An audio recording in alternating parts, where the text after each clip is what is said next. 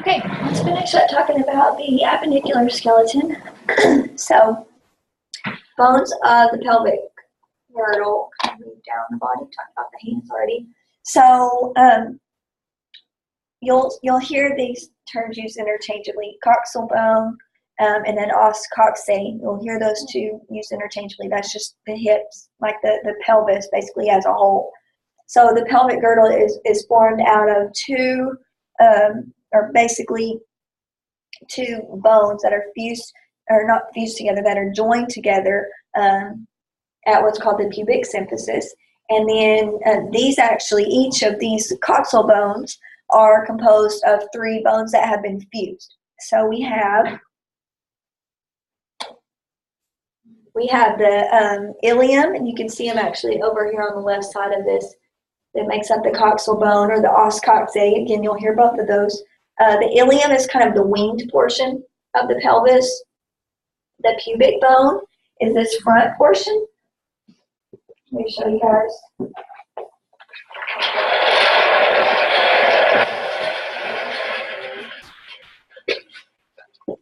Okay, so I know you can't see real well on here. Okay, so when you're looking at this little guy,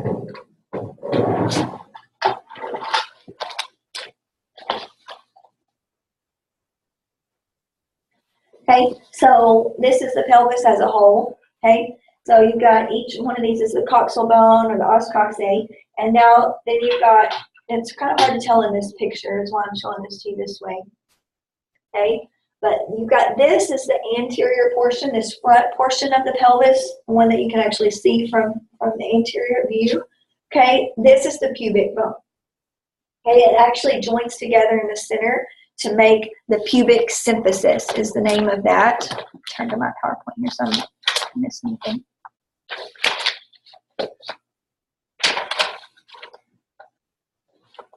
Hold on.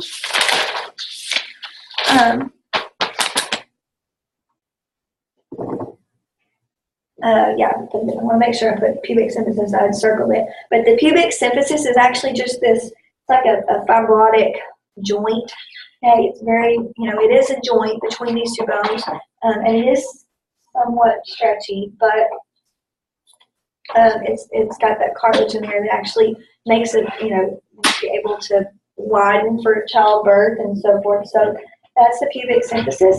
This front portion is the pubis, or the pubic bone. You'll hear it called either one, pubis or pubic bone.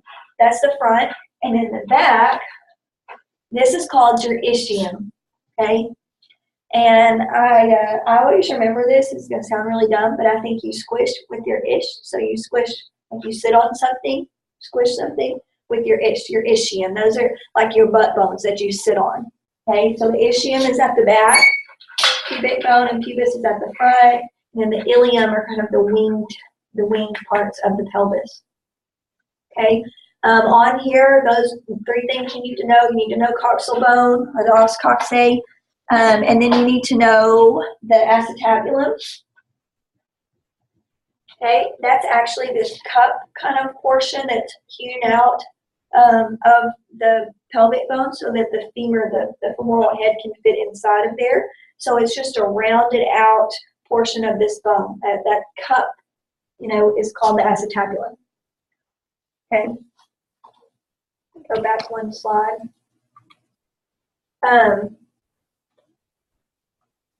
Says total weight of the upper body rests on the pelvis. Okay, it's centered there. Of course, it protects the reproductive organs. It also protects the bladder. The bladder kind of sits down inside of the inlet, and then also part of the large intestine. Okay, this pelvic inlet, say that on here, but that's like this opening. That's not something that you have to know necessarily for this, but that's just kind of the area. And this is actually, you think about people having babies. I mean, the baby has to fit through that inlet, so that you got to have some stretch there. Actually, pregnant women have really, their joints a lot of times can overly stretch. They're very, very flexible, and that's part of the reason it allows for that stretch of the pelvis.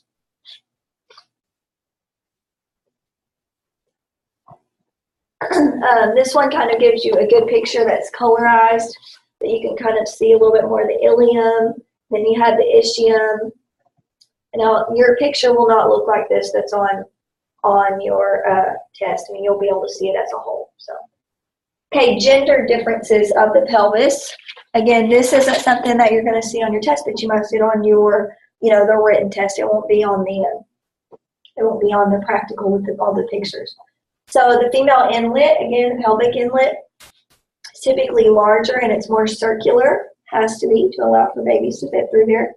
The female pelvis as a whole is shallower, and which just means it's shallower this way. Okay, it's just shallower, and I can't think of the term I'm thinking of, but we're talking superior and inferior. It's shallower that way. The bones are typically lighter and thinner. Go ahead and you can see. So see how it's shallower here? It's kind of shorter, if you will, and the male pelvis is typically longer. The female ilia flare more laterally, so that kind of gives women that more, the wider hips, if you will. The female sacrum is shorter and it's not quite as curved as a men's is. Okay, so that's the sacrum back here. Again, allows for childbirth. All of these things, that's part of their purposes. That's what they allow us to do. The female ischial spines are shorter and farther apart, so that the outlet, so these spines in here, okay.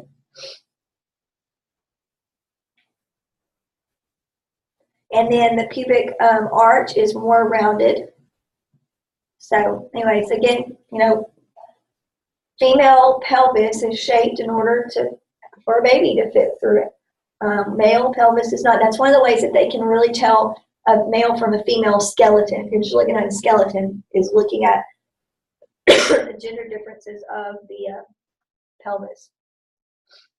Okay, bones of the lower limbs. The thigh has one bone. It's the femur. It's the heaviest bone in the body, strongest bone in the body. It looks a little different than the humerus. Okay, again, so if you get confused on the thing, remember the humerus just has like a rounded projection, whereas the femur has that femoral head and then it has this neck on it. That should clue you in that it's the femur instead of the humerus. Okay, and the main things you need to know on here is the femoral head. It's just the rounded portion. The neck, okay, that's the narrow portion. Then we have the greater and the lesser trochanter. Okay, so when you look at trochanter, these are just the large projections on these long bones. So on the femur, okay, on this guy, scoot us down a little bit here. So you guys can see, you still can't see really great, but hey, grab this guy, and as we're going through the video, you can look at it after the video is done and check it out. Anyways, so the greater trochanter is kind of this outer edged portion. That's back here so you can see a little better. So this outer edge portion here, this is the greater trochanter. The lesser trochanter is this one that's on the inside, right in here. So lesser is the smaller one, greater is the larger one. And those are both on the femur. I think that's it. That's all we have on that one. Okay, the patella, that is the kneecap. Okay, the kneecap. It's an anterior to the femur and the tibia. I always remember this because when I was in 7th grade, we learned the bones. And the patella, Mr. Trapp used to tell us, it's Pa tell a story. So come sit on my knee and Pa will tell you a story. So patella, it's a kneecap. Okay. Now the lower leg has 2 bones. Okay, so make sure you guys can see a little better. Okay, we've got the tibia. So everybody feel your shin bone. Okay, that's your tibia, and the fibula runs lateral to that. So the tibia is the larger bone in the lower leg. The fibula is the smaller one that runs along laterally on either side. Okay. The fibula actually makes your outer ankle bone. That's not really kind of the only place you can really feel it. Okay, so let's look at this real quick. So we're looking at the tibia. on here, the main things that you need to know about the tibia: one, the larger bone's the tibia, smaller bone is the fibula.